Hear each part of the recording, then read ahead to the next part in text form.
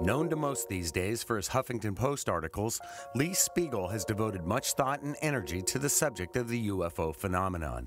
Years of tireless research have propelled him to the forefront of this highly debated topic. Since he was a young boy, his interest in the unexplained ranged from topics on science, UFOs and aliens, to living dinosaurs. That interest only compounded through the years and led him to pursue research and writing in the unsolved. His first foray into the pursuit and investigation of these topics was in 1975, when he produced and wrote a documentary record album called UFOs: The Credibility Factor. This marked the first time that voices from the military and scientific community came together to disclose their own personal UFO encounters. This was further push for the government to recognize the phenomenon. In 1978 came another early attempt at UFO disclosure, but this time on a world stage.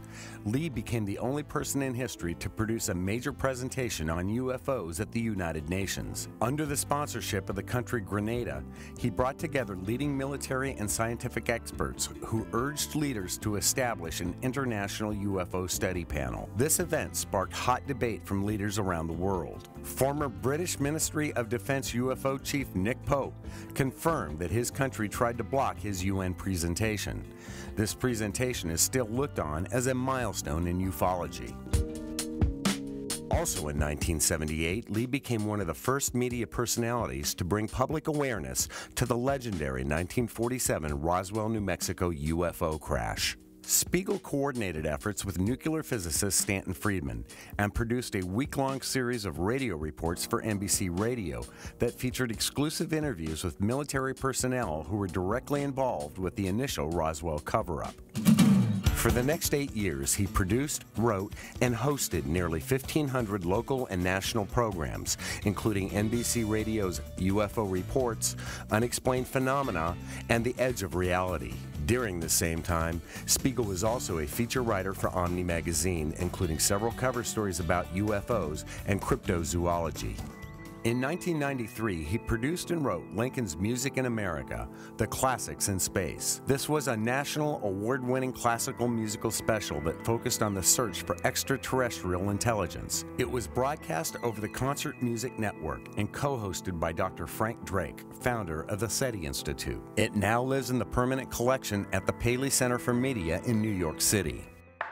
Between 2007 and 2009, while on staff at abcnews.com, Speigel wrote feature stories about Roswell, New Mexico, UFO legends, looking for life in meteorites, and the controversial practice of firewalking.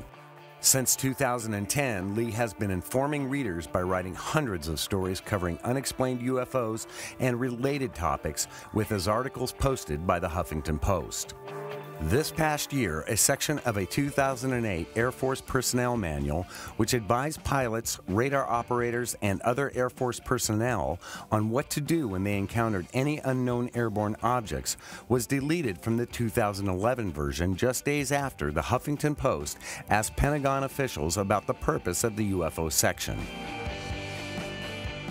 Lee received an unofficial apology from former Ministry of Defense UFO Chief Nick Pope for any involvement his country had in trying to stop Lee's 1978 UN presentation.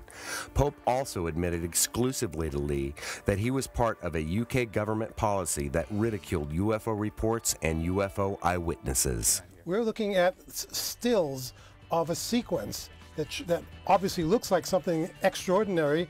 If this object first showed up on the right, it was getting ready to pass behind the steeple of this cathedral in New Orleans.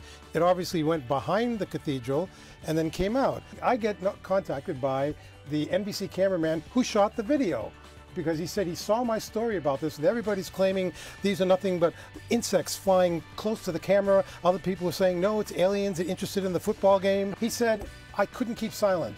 These are airplanes coming in for a landing because I shot the video. But they don't look like airplanes because? Because he was using a special time-lapse photography.